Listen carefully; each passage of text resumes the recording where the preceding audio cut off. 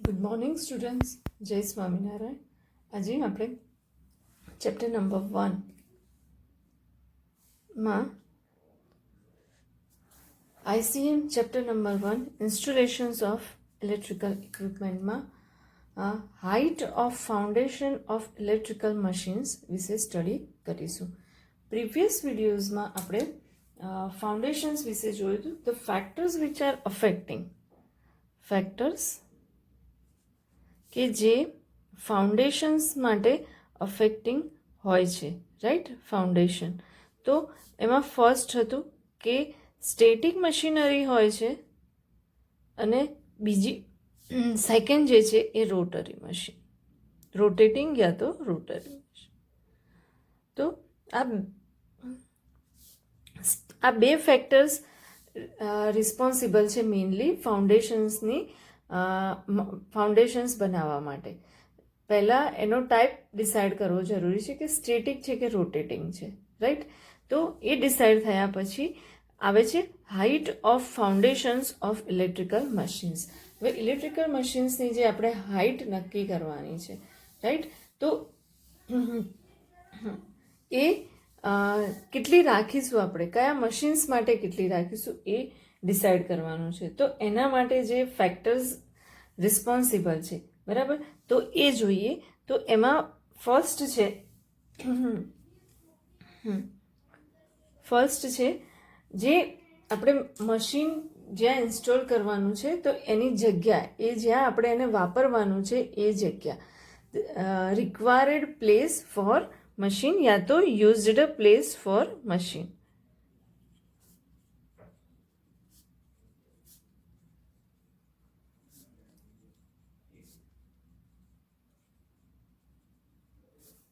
નાઉ second number છે કે જે ઇલેક્ટ્રિકલ મશીન્સ આપણે યુઝ કરવાનું છે તો એની ખાસિયતો, રાઈટ. એના બેનિફિટ્સ, એનામાં શું સારું છે કે શું પેલું છે ખરાબ છે એ વસ્તુ ડિફરન્ટ. તો જે મશીન્સને આપણે યુઝ કરવાના એની બેનિફિટ્સ, તો benefits of required machine.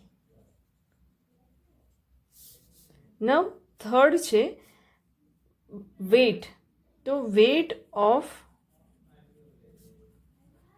electrical machine.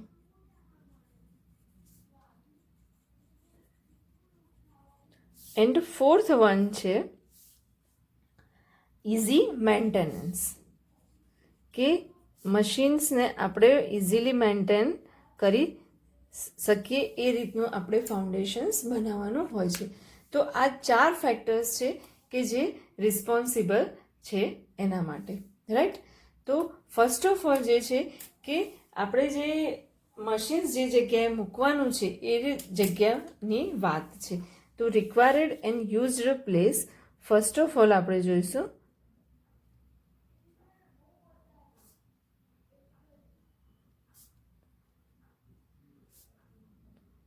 Four machine. તો એમાં શું આવશે? હવે આ જે ટોપિક છે આજનો આપણો, height of foundation of electrical machines, GTU માટે ઘણો ઇમ્પોર્ટન્ટ ટોપિક છે, રાઈટ. તો એનું ફર્સ્ટ જે ફેક્ટર છે એ વિશે જોઈએ. તો એમાં શું આવશે કે આપણે જે જગ્યાએ મશીનને મૂકવાનું છે તો એ ક્વોલિટી ઓફ સોઇલ, જમીન કયા પ્રકારની છે, બરાબર, એના ઉપર આપણે શું ડિસાઇડ કરી શકીએ છીએ? Height of foundation. તો quality of soil is responsible to decide the height of foundation. Okay, હવે એનું જે ફ્લોરિંગ છે, રાઈટ, એ જો ફ્લોરિંગ છે, જમીન, એક તો ક્વોલિટી ઓફ સોઇલ મતલબ પોચી છે જમીન કે હાર્ડ છે, બરાબર. તો soft or hard. Than after the surface of floor, surface of flooring. બરાબર, એ કેવું બનાવેલું છે, મતલબ એકદમ પાક્કું બનાવેલું છે કે કાચું છે, એની અકોર્ડિંગ આપણે હાઇટ ઓફ ફાઉન્ડેશન્સ નક્કી કરી શકીએ.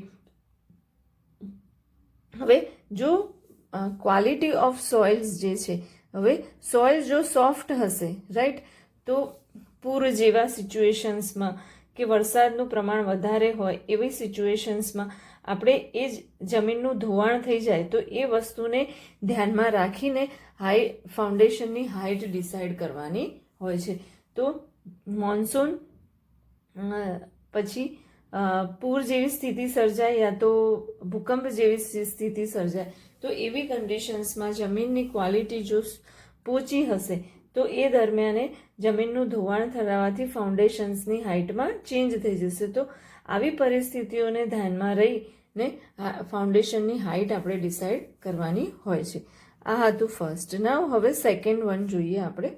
સેકન્ડ વન છે કે આપણે જે ઇલેક્ટ્રિકલ મશીન્સ જે વાપરવાની છે તો એનામાં કયા બેનિફિટ્સ છે, બરાબર, એનામાં કઈ કઈ ખાસિયતો છે, બરાબર, તો બેનિફિટ્સ યા તો એનામાં કઈ કઈ ક્વોલિટીઝ છે.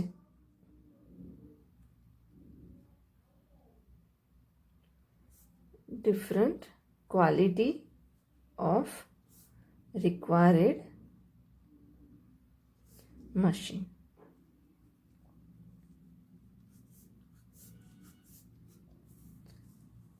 રાઈટ, તો હવે એનામાં કઈ કઈ ક્વોલિટી છે, જેમ કે કોઈ મશીન્સ છે, આપણે લઈએ કે ટ્રાન્સફોર્મર છે, સર્કિટ બ્રેકર છે,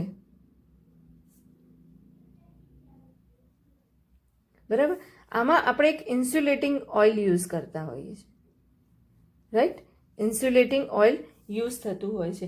એટલે ઇન્સ્યુલેટિંગ ઓઇલ્સના લીધે આ સિચ્યુએશન્સમાં ધ લેવલિંગ ઓફ સરફેસ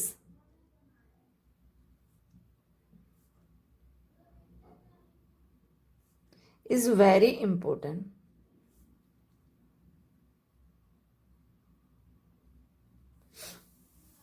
બરાબર, કે સરફેસનું લેવલિંગ હોવું જરૂરી છે. સરફેસનું લેવલિંગ જો નીચું હશે, બરાબર, તો જમીન જ્યારે ટેમ્પરેચર વધવાથી ગરમ થશે તો એની જે ગરમી છે એ ઓઇલમાં જશે અને ઓઇલનું લેવલ ઓઇલને પાતળું કરશે એટલે એનું ઓઇલનું લેવલ પણ ચેન્જ થઈ જશે. તો એ સિચ્યુએશન્સમાં જમીનનું જે લેવલિંગ હોય છે, ફાઉન્ડેશન્સ એકદમ સમતલ સરફેસમાં હોવું જોઈએ, એ વસ્તુનું ખાસ ધ્યાન રાખવાનું આવે છે. Levelling of surface is very important because if foundation height level is less, so when soil will become a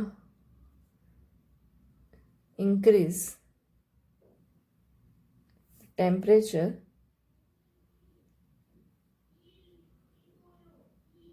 its effect towards the oil, right, ઓઇલમાં જાય છે, રાઈટ. હવે ઓઇલમાં જવાના લીધે the levelling of oil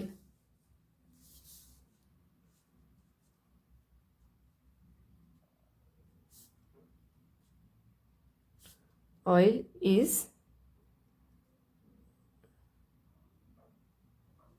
changed when because oil શું બને છે, થીન ઓઇલ ક્રિએટ થાય છે, ઓઇલ પાતળું બને છે, એના લીધે લેવલિંગ પણ ચેન્જ થઈ જાય છે. તો એ વસ્તુને ફાઉન્ડેશનની હાઇટ ડિસાઇડ કરતી વખતે ધ્યાનમાં લેવું પડે છે. જમીનનો ક્વોલિટી, ધેન કયા મશીન્સ યુઝ કરવાના છે અને એ મશીન્સમાં આપણે જે અંદર ઇન્સ્યુલેટિંગ ઓઇલની એ અમુક કમ્પોનન્ટ યુઝ કરીએ છીએ તો ફાઉન્ડેશનની એના ઉપર શું ઇફેક્ટ થશે એને ધ્યાનમાં રાખીને કરવાનું હોય છે. દેન સ્વિચ યાર્ડમાં જ્યારે આપણે કરંટ ટ્રાન્સફોર્મર, પોટેન્શિયલ ટ્રાન્સફોર્મર, બરાબર, એ વસ્તુની હાઇટ ડિસાઇડ કરતા હોય ત્યારે મોન્સૂન સિઝનમાં ફ્લેશ ઓવરની ઇફેક્ટ થતી હોય છે, તો એ વસ્તુનું પણ ધ્યાન રાખવાનું હોય છે, બરાબર. તો જ્યારે સ્વિચ યાર્ડમાં CT and PT, that's means current transformer અને પોટેન્શિયલ ટ્રાન્સફોર્મરની હાઇટ ડિસાઇડ કરતી વખતે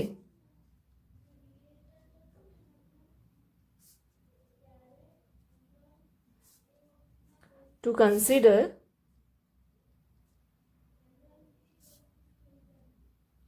ફ્લેશ ઓવર,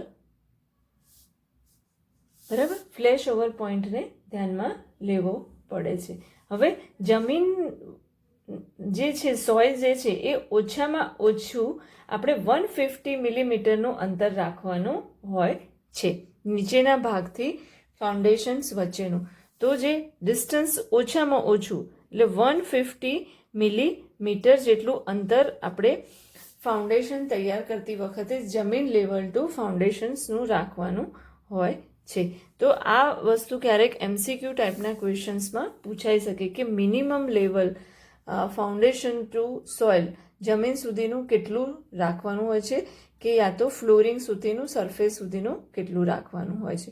તો એ આવશે 150 mm, રાઈટ. નાવ હવે આવે છે થર્ડ વન, જે છે વીજ ઇલેક્ટ્રિકલ ઇક્વિપમેન્ટ,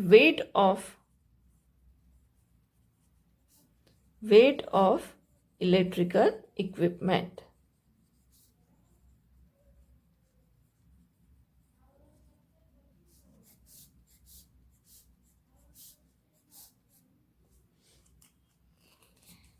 હવે આપણે આ જે ઇન્સ્ટોલેશન્સની વાત કરીએ છીએ એ મોસ્ટ ઓફ આપણે જે વાત કરીએ છીએ એ મશીન્સ હેવી વેટેડ હોય છે, રાઈટ.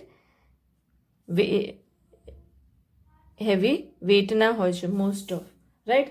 તો હવે એ હેવી વેટના મશીન્સને ઊંચા ફાઉન્ડેશન્સ ઉપર આપણને બેસાડવું ઘણી તકલીફ પડે. If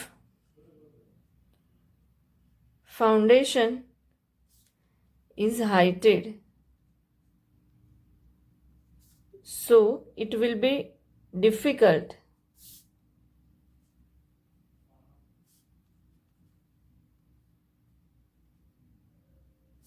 to install machine properly, બરાબર. એટલે વધારે હાઇટવાળું મશીન્સ ફાઉન્ડેશન આપણે બનાવી ના શકીએ જ્યારે ઇલેક્ટ્રિકલ મશીન્સનું વેઇટ વધારે હોય ત્યારે, કારણ કે એને ત્યાં ઇન્સ્ટોલ કરવામાં તકલીફ પડી શકે. નાવ ફોર્થ વન છે ઇઝી મેન્ટેનન્સ.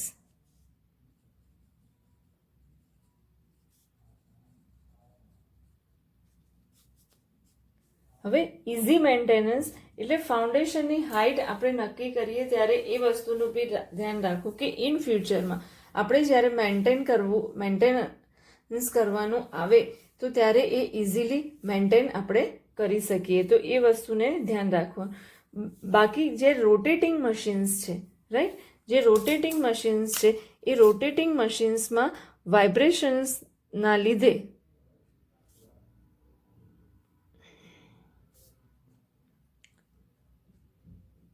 જે અંદર વાઇબ્રેશન્સ થાય છે એના લીધે એ વાઇબ્રેશન્સ જમીનમાં શોષાઈ જાય, રાઈટ. એના માટે જે અમુક ઊંડાઈ સુધીનું આપણે ખોદીને ફાઉન્ડેશન્સ બનાવવું પડે છે. જ્યારે આપણે રોટેટિંગ મશીન્સનું ફાઉન્ડેશન્સ બનાવતા હોય ત્યારે એમાં જે વાઇબ્રેશન્સ ક્રિએટ થતું હોય છે તો એ વાઇબ્રેશન કેટલા લેવલ સુધીનું હોય છે અને એ વાઇબ્રેશન્સ એની બાજુનું કોઈ ફાઉન્ડેશન્સ યા તો ફ્લોરિંગ ઉપર ઇફેક્ટ ના કરે. That's why we are ડિગિંગ and make a concrete foundation. કે જેથી એમાં જે અવાજ ઉત્પન્ન થાય છે, જે વાઇબ્રેશન્સ ઉત્પન્ન થાય છે, is goes to direct to જમીનમાં જતું રહે, કે જેથી એ બાજુના કોઈ ઇલેક્ટ્રિકલ મશીન્સને યા તો ફ્લોરિંગને ડેમેજ કરે નહીં. બરાબર. હવે ફાઉન્ડેશન્સની જે હાઇટ છે, બરાબર, હવે એ કેપેસિટી પ્રમાણે આપણે ડિસાઇડ કરીએ છીએ કે ભાઈ આટલા હોર્સ પાવરની કેપેસિટીવાળું ઇલેક્ટ્રિકલ મશીન્સ છે, તો એની ફાઉન્ડેશન્સની ઊંડાઈ કેટલા મિલીમીટર હોવી જોઈએ. તો એના માટે આપણે એક ચાર્ટ જોઈએ કે હાઇટ ઓફ ફાઉન્ડેશન.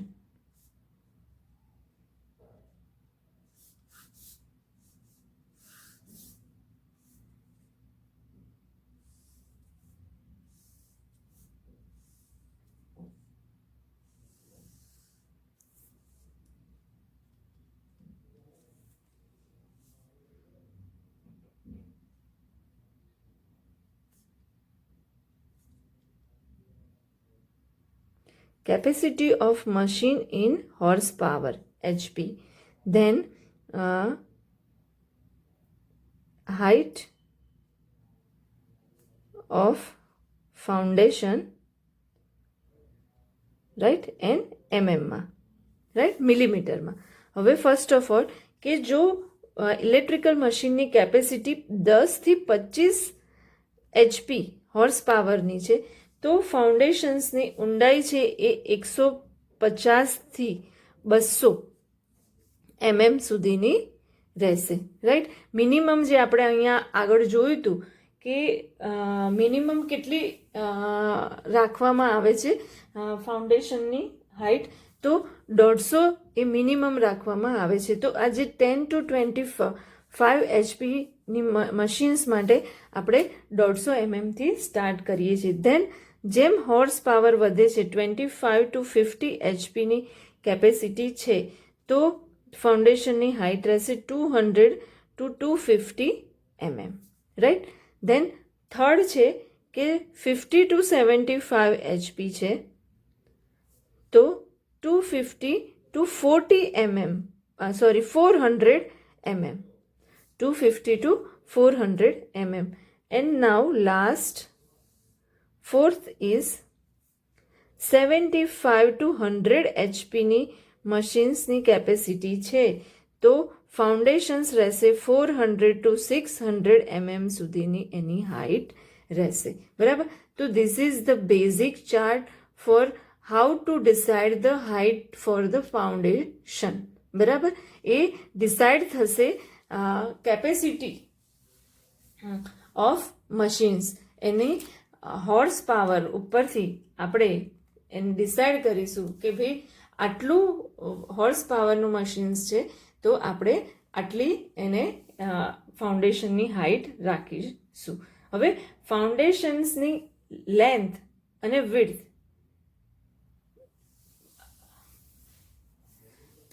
ફાઉન્ડેશન્સની આ બેઝિક વસ્તુ છે. ફાઉન્ડેશન્સની લેન્થ એન્ડ વિડ્થ, બરાબર. બેઝ જે બનાવીએ આપણે એ ચારે બાજુથી કેટલો હોવો જોઈએ? 150 mm, બરાબર, મિલીમીટર જેટલો રાખવાનો હોય છે. અને ફાઉન્ડેશન્સ દિવાલથી, રાઈટ, જે વોલ હોય છે એ વોલથી ઓછામાં ઓછું લેસ ધેન 450 mm જેટલું દૂર હોવું જોઈએ. ફાઉન્ડેશન્સ જે આપણે બનાવીએ એ વોલ સાથે અટેચ નહીં, પણ એનાથી ઓછામાં ઓછું 450 mm જેટલું દૂર હોવું જોઈએ. હવે આ વાત થઈ કે જો દિવાલ છે, બટ ઘણીવાર એવું હોય કે ફાઉન્ડેશન્સ ચારે બાજુ દિવાલથી ઘેરાયેલું હોય, તો એવી જગ્યાએ આ વાત કરીએ છીએ કે એક સાઈડ દિવાલ હોય, પણ ઘણીવાર આપણી પાસે જગ્યા ઓછી છે અને એવું લાગે કે ફાઉન્ડેશન્સ ચારે બાજુથી ઘેરાયેલું રહેશે, તો એ વખતે ફાઉન્ડેશન્સ બનાવતી વખતે 900 mm જેટલું ડિસ્ટન્સ રાખવાનું હોય છે, બરાબર. It is for a single wall, but if wall at 4 side, જ્યારે ફાઉન્ડેશન્સની ચારે બાજુ વોલ આવતી હોય ત્યારે આપણે ચારે બાજુથી 900 mm જેટલું ડિસ્ટન્સ રાખવાનું હોય છે. તો સ્ટુડન્ટ્સ, આ થઈ આપણે હાઇટ ઓફ ફાઉન્ડેશન્સ કે નક્કી કરતે કઈ કઈ વસ્તુઓનું ધ્યાન રાખવું જોઈએ. Thank you students.